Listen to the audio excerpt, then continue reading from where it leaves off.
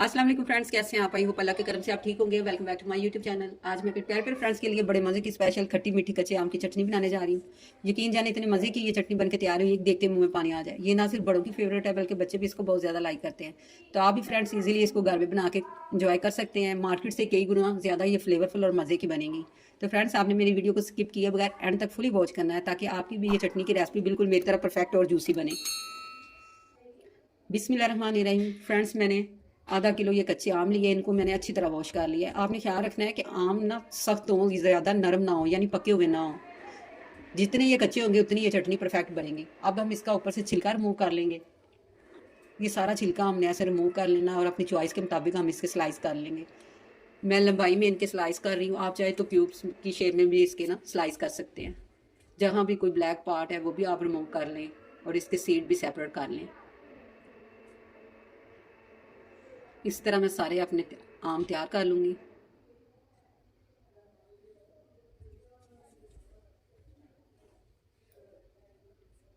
ये देखिए मेरे सारे आम तैयार हो चुके हैं, मैंने सबके स्लाइस कर लिए हैं। ये बड़ी खूबसूरती में मदद देते हैं अगर आपकी ये कटिंग ठीक हो तो। अब इसमें मैं 1 कप शुगर ऐड कर रही हूँ। आप चाहे तो शुगर कम ज़्यादा कर सकते हैं, 1.5 कप भी डाल सकते हैं। तो इसमें मैं half teaspoon chilli flakes, half teaspoon काला नमक और हाफ़ टी स्पून मैं इसमें कलौंजी ऐड कर दूँगी और half teaspoon red chilli powder और हाफ़ टी स्पून में इसमें हल्दी पाउडर ऐड करके इसको हमने अच्छी तरह मिक्स करना है। अच्छी तरह आप मिक्स करने के बाद आप इसको 2 या 4 घंटे के लिए इसको ज़रूर रेस्ट दें। अगर आपके पास टाइम कम है तो कम से कम आधे घंटे के लिए ज़रूर आप इसको रेस्ट दीजिएगा। ये देखिए मैंने अच्छी तरह इसको मिक्स कर दिया है। अब मैं ऐसे आप हिला के भी इसको मिक्स कर सकते हैं। अब मेरे पास टाइम कम है तो मैं इसको 1 घंटे के लिए रेस्ट दे रही हूँ। आप इसको कवर करके रख दें। फ्रेंड्स देखें 1 घंटे के बाद ये आम हमारे अपना पानी छोड़ चुके हैं, शुगर भी डिज़ोल्व हो चुकी है। तो अब हम इसकी पकाई करते हैं। फ्रेंड्स, मैं एक फ्राई पैन में 3 से 4 चम्मच मैं ऑयल इसमें डाल रही हूँ। हल्का सा जब हमारा ऑयल गर्म हो जाएगा तो इसमें मैं 1 चम्मच सौंफ डाल रही हूँ और 1 चम्मच इसमें मैं ज़ीरा साबुत डाल दूँगी। 3 छोटी इलायची और 2 दालचीनी के टुकड़े इसमें हम डाल देंगे। इसको हमने हल्का सा सोते करना है। जब इसकी खुशबू इनहेंस होना शुरू हो जाएगी तो फिर हम ये अपना ना चटनी का मिक्सचर इसमें ऐड कर देंगे। तो फ्रेंड्स ये देखिए ये पानी समेत हम इसके अंदर ऐड कर देंगे।